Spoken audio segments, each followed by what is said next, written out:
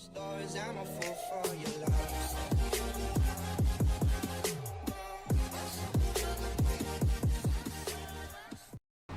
guys, you joined me here, Snowman86. We are back on Moss Valley. So, a thing has happened, guys, and as you can see, you probably guessed it, we have weeds. Strangely enough, it is the two fields we subsoiled, where the weeds have taken effect. Where we direct drilled, we have no weeds. So I'm not 100% sure the reasoning behind it, but I'm accepting it because it saves me a lot of work. Now, to be fair, the only good thing with the weeder is we're able to clock in a fair speed. It's not too slow on equipment.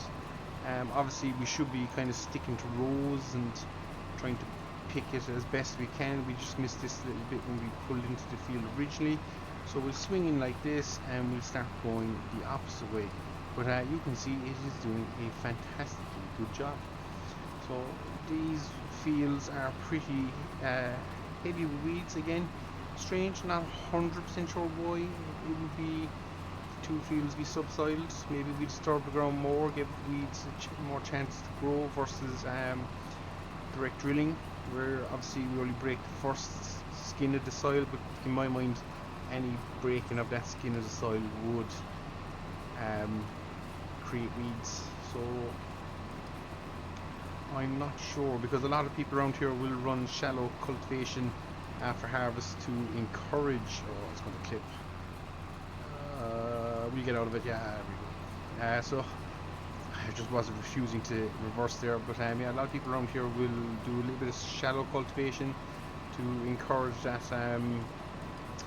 volunteer wheat or barley or whatever it might be to grow. So as to why it hasn't quite kicked in this way, I'm not, again, not 100% sure what way it's done, but that is the way it seems to be.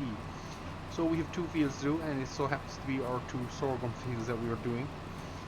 So they're in the first stage of growth, so if we get this done now, we should be in a pretty good place then for these fields to finish out the year in a good strong state.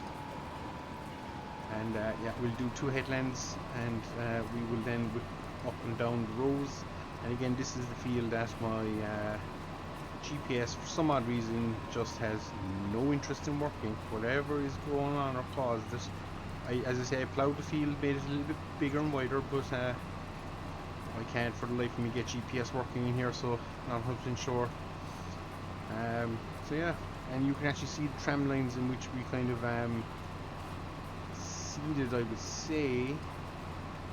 We seem to have a little tram line where we tracked across with the seeder, because we would have had wire trailers on then, and it doesn't seem to be strong the weeds there, so that's interesting as well.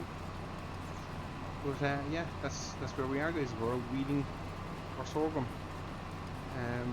Our grass is pretty good. I think we need to wait another couple of days before we're out cutting it, but we do have grass to cut here pretty soon. It's growing quite well, so we can't complain about it, and we should see a boost in yield, because this is the first year we've give it some fertilizer, till, or whatever you want to call it, urea, whatever you want to call it. We've put some on, and yeah, hopefully we'll see a boost in grass this year then. So our first cut is still in the silage pit, not wrapped or not covered even, so we will be adding the second cut to it, and then our third cut will go to hay. And if we get a fourth cut, I'm actually not 100% sure what we'll do. We probably could do hay again, but we'll have excess hay then, and to be honest I think we're going to have excess silage as well. So it might be a case of even starting to put in some form of a new pit that actually kind of holds the grass in within the pit a little bit better, because the collisions on the ones that we're using at the moment are just not 100% there. So we'll just have to see how that plays out for us as well, guys. But all in all, so far we are going well. Now, as far as I understand, the map is testing, so with a bit of luck, soon enough we'll have a release. I'm not sure has it gone back for further revisions or anything like that, but the last I did see it was gone to testing, so hopefully that's still the case. But yeah, we're out here, we're cracking on, getting it done. As I say, once we have our weeding done, it's kind of a waiting game. We've a bit of animal care to do, and that's another point that's kind of griping me. We have the animal shed placed down, but now it wasn't doing this before. Slowly I've noticed this since we've updated to 1.6. We now have manure in our cattle shed, about 32 or 3,000 litres of manure in our cattle shed, but for the life of me I cannot get it out. So don't know what's going on. My manure heap is not connected anymore to the shed. That still is the ongoing issue, but it's now coming up that the shed itself has capacity of 50,000 litres, but for some bizarre odd reason I cannot get my hands on it. I've gone in there with a bucket, a trailer, I've tried everything, and yeah, I'm just not sure, guys, what is causing that, but that issue is there. So again, this is a beta version of the map, so I should probably jump over onto, I was going to call it Camsdale, but it's not called that anymore, it's Oakfield or something I think now. I should probably jump in there and maybe see what the story is,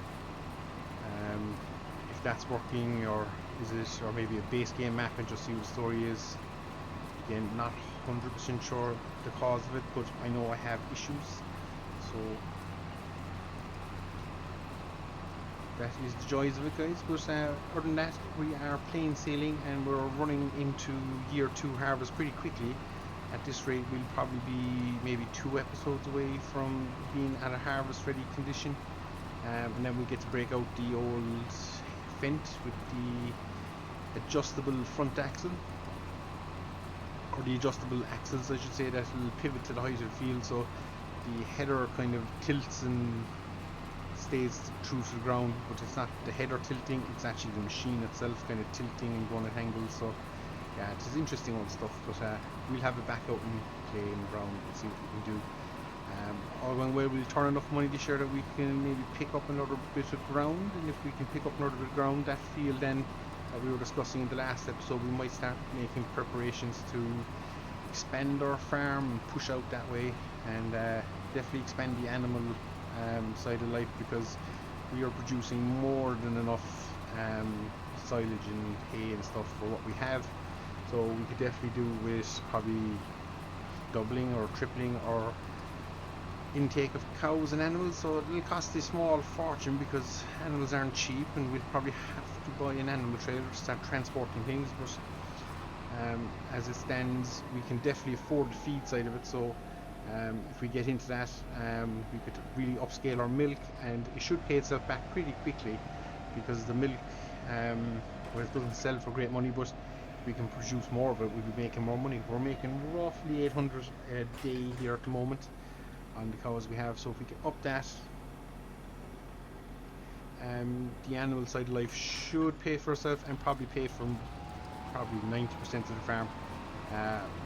Obviously the arable side of life will help keep the animals going, and we could probably even start looking into doing whole crops and things like that, and just change it up a little bit. So in my mind, if we expand our animal operation, it'll probably expand the arable operation, which in turn will give us more variety of jobs to do on the farm, and it'll be a little bit more interesting. So that's the route we're going to head down. So we're going to again whip around here, do 2 headlands. This one doesn't seem to be as weedy as the last one, but again we're going to attack it. Worth doing, get it done when it's in this first growth stage, because otherwise it's a pointless exercise and then we're left with weeds that we can't do much about unless we invest in some form of liquid herbicide. So yeah, we're not doing that just yet. But yeah, this is us, guys, just tipping along, doing our thing, nothing too exciting. That's close enough. But we'll try and back in here and square off the corner. It might make our lives just a little bit easier. And away we go again. So as I say, this one isn't too bad. Definitely that grass field was a lot weedier, which you'd expect, because obviously we had grass in it. We just subsoiled it in, so a lot more of that grass and weed would have grown, I think. So interesting times. So we're just going to keep cracking on here, guys, get it done. I don't think we've too much else to do. As I say, we're a couple of days away from any action on the grass, so this is just a little bit part job to keep us going.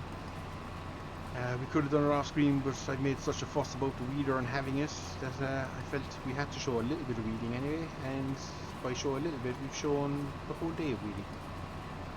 So yeah, make it out what you will.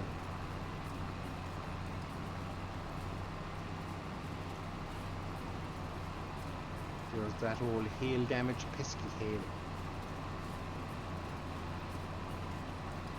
So we'll keep freehanding. I think we freehanded the grass fields because our GPS doesn't quite want to do its thing in that field. But yeah, we will crack on and probably keep freehanding the rest of this farm as well. Now we're going to do a similar tactic here. We're just going to do a 180. Oh, bloody trees, and we're going to go back down the way we came. We're 12-meter working width, so we're getting fair coverage. And when I think about it, I could probably up the speed just a fraction because we're probably running at, now we're running at 23 because I upped it. We would have been down at 17 or 18, I think. So we can definitely get a few more clicks out of it. Just helps sometimes if you're a little bit higher than your actual angle, helps see the old weeds. We'd have some interesting turning circles on the end of the field there, the way we're doing it, but again we're looking care tires on, not making too much impact on the crop. So that'd be the other side of weeding. You'd have to have tram lines to suit your weeder more so than tram lines to suit your sprayer, so it'd be kind of a different setup. And what I do like is see how the rows are actually, that is nice. You can clearly tell where we finished the end rows versus the ups and downs, which is just nice. There's a different angle going on there, which is cool. Nice to see it.